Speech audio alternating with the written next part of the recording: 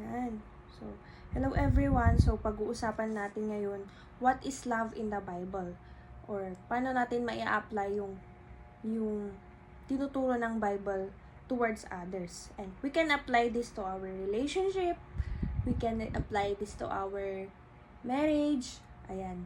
Or sa friendship. So, lahat ng may mga ship. So, 1 Corinthians 13, 4-8, sabi niya, love is patient, love is kind, it does not envy, it does not boast, it is not proud, it is not rude, it is not self-seeking, it is not easily angered, it keeps no record of wrongs, love does not delight in evil but rejoices with the truth, it always protects, always trusts, always hopes, always perseveres. Love never fails. So, iisa-isahin natin. So, ito pala yung mga recipe for successful relationship. So, dapat na i-apply natin yung 1 Corinthians 13, 4-7 to the both party or sa mga may jowa or sa mga marriage, friendship. So, dapat may apply natin to be successful para para hindi siya mag-fail. Yan. So, and ma-easily broken. So, sabi niya, love is patient. So, dapat daw, when we love someone, there is patience towards others, hindi lang sa isa. Hindi lang iisa ang may patience. Dapat sa relationship pala, sa boy and girl, or sa friendship, or sa marriage, para maging successful, dapat there is patience. So, then, love is kind. So, dapat mabait. So, it does not envy. It is not boast. It is not proud. So, sabi niya, it is not proud. So dapat pala, binababa yung pride. Pababaan dapat ng pride sa relationship. Kung nagkasala sa'yo yung jowa mo or dapat hindi kayo pataasan ng pride na ikaw yung nakagawa ng mali, dapat ikaw yung mag-sorry sa akin. Hindi daw ganon.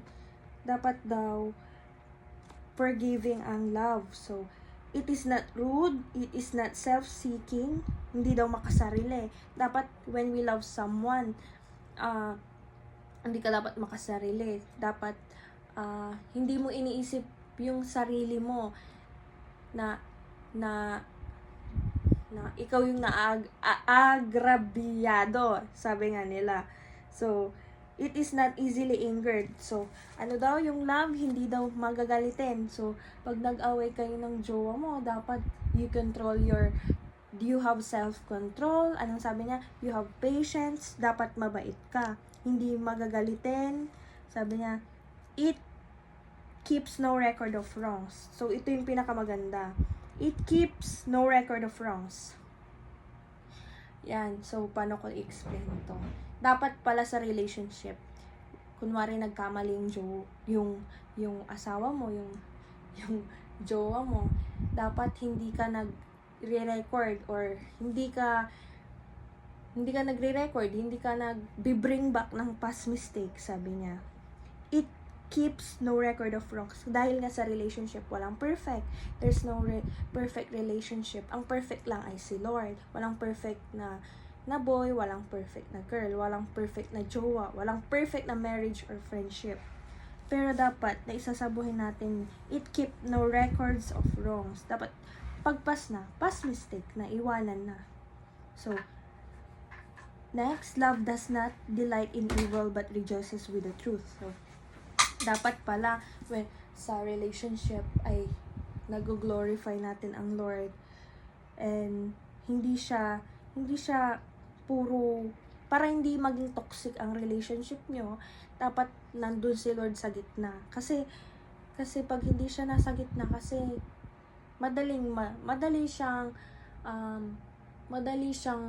bumigay, madaling mawala.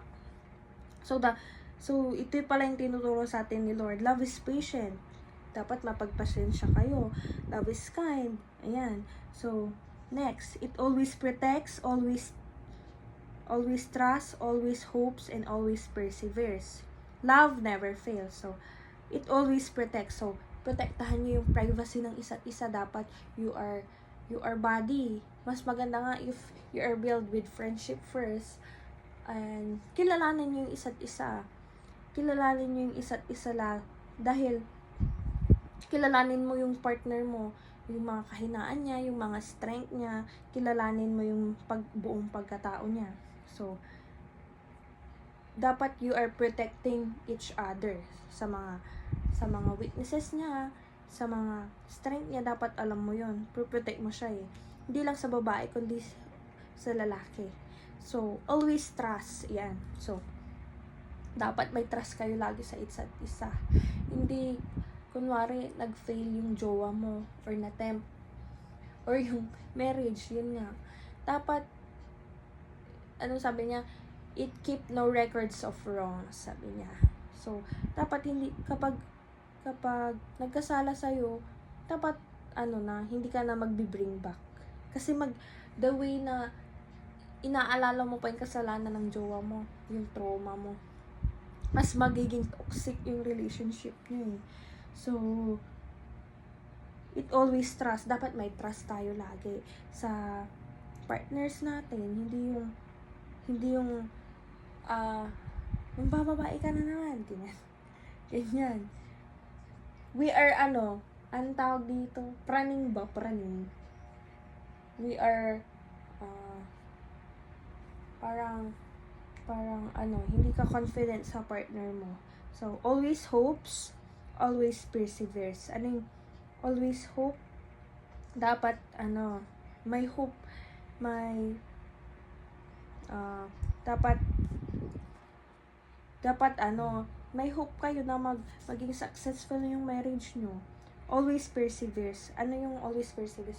Kahit mahirap, kahit you are struggling to the both of you. Kasi nga, hindi lahat sa araw-araw mahal mo yung partner mo. Hindi sa araw-araw maganda at gwapo yung partner mo. Or maganda yung ipapakita niya ugali. So, always perseveres. Or sa Tagalog, parang, you stay committed to each other. And, last is, love never fails. So ang love pala ay hindi dapat nag-fail. So, dapat, when you enter a marriage or marriage, dapat na i-apply nyo yung this love letter of the Lord. Dapat yung love ni Lord, ito yung mga love ni Lord eh.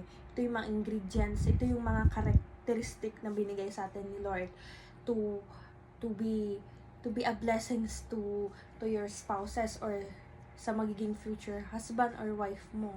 So dapat na i-apply natin yung mga promises ni Lord. Ano yung una? Love is patient. Love is kind. It does not envy. Yan. So, mapagpasensya, mabait, hindi madaling magselos. Ayan. It is not proud. Hindi ma-pride. Dapat pala, when we enter a relationship, dapat you forgive each other sa mga pagkukulang, sa mga kasalanan. Ayan. It is not self-seeking na dapat ako yung naagrabyado, dapat ikaw magsorry. Hindi daw ganon. Dapat we are selfless, sabi niya.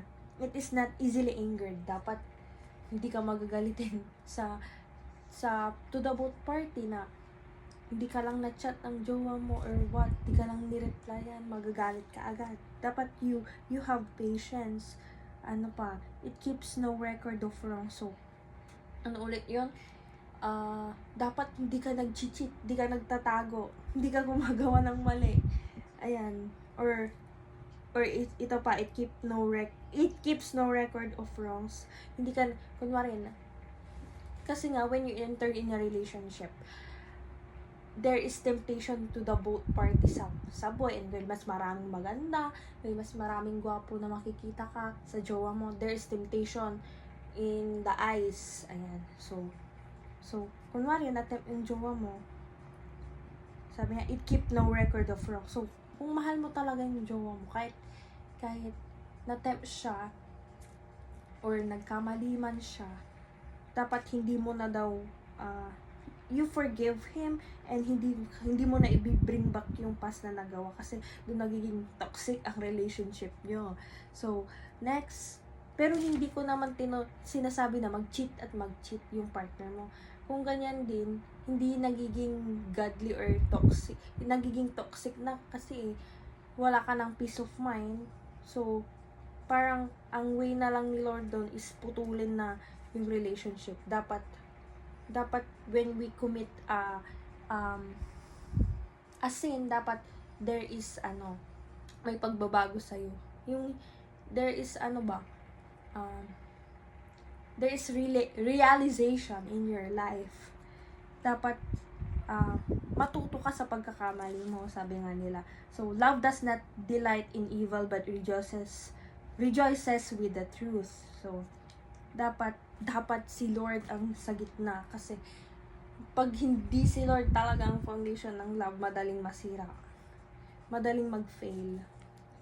Kung ang foundation ng love nyo is puro lust, puros lang nagandahan ka, nagwapuhan ka, no, that's not the Bible says dapat talaga ang foundation nyo si Lord.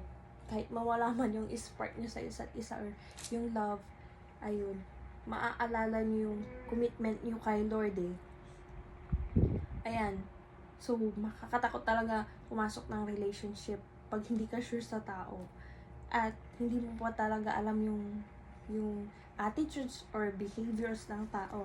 So, kasi nga, dun lalabas mga ugaling natatago when you enter the marriage na hindi mo pa nakita nung magjowa pa lang kayo. So, yun ang sabi ng mga nag-asawa na nakikwento nila. So, it always protects. So, protects each other, privacy. So, always trust. Dapat may trust kayo sa isa't isa lagi, kasi pag you don't have trust, dyan magiging toxic ang relationship. Pag wala kang trust, it leads to anger, and pataasan na yan ng pride, sunod-sunod na yan. So, it always hopes. Dapat you have hope na kayo talaga sa huli. Kayo talaga yung dinisign ni Lord sa isa't isa. Yan, so always perseveres. Always perseveres, or resilience, kumbaga. Kahit anumang bagyo, kahit anumang temptation, kahit anumang mga tukso na dumating, kayo pa din, kasi you are built with the right foundation, and that is the Lord. You are built to the right foundation of love, and that's the Lord. And pinakalas is love never fails. So pag love mo pala yung isang tao, dapat hindi mawala yung love mo sa kanya, hindi mag-fail to the both of you. So yun yung love dapat yung love ni Lord is nagmamanifest to the both, sa marriage, sa friendships, sa relationship. Yun, love, yun nga yung pagmamahal sa atin ni Lord. At yun yung mga characteristic ni Lord, kumbaga. Love is kind, mabait si Lord. Love is patience, mapagpasensya ang Diyos. Love has no record of wrongs. Hindi tayo hinusgahan ng Diyos sa mga kasalanan natin. Hindi siya nagre-record ng kasalanan. Love does not boast. Love is not proud. So, si Lord ay mapagkumbaba ang Diyos. Sabi niya, love always trusts. Love hopes. Love is hope, and love never fails. So, ang lesson pa dun sa love never fails. Sukuan ka man ng lahat.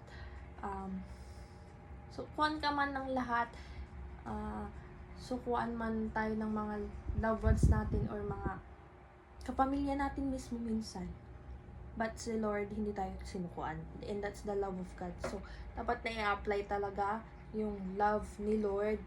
Dapat nakikita sa yung love ni Lord Magmamanifest naman sa tao pag you are guided with the right track or with the right foundation. Ayan. So, dapat ang goal ng dalawang tao is successful marriage, and dapat si Lord talaga yung center nyo. Ayun lang. And this is the advice for youth like me, or sa mga makakapanood sa marriage also. Dapat na i-apply natin yung love from the Bible. Ayan. Hindi lang yung nagustuhan mo lang siya kahit dahil maganda or gwapo. Yan. So, thank you everyone for watching.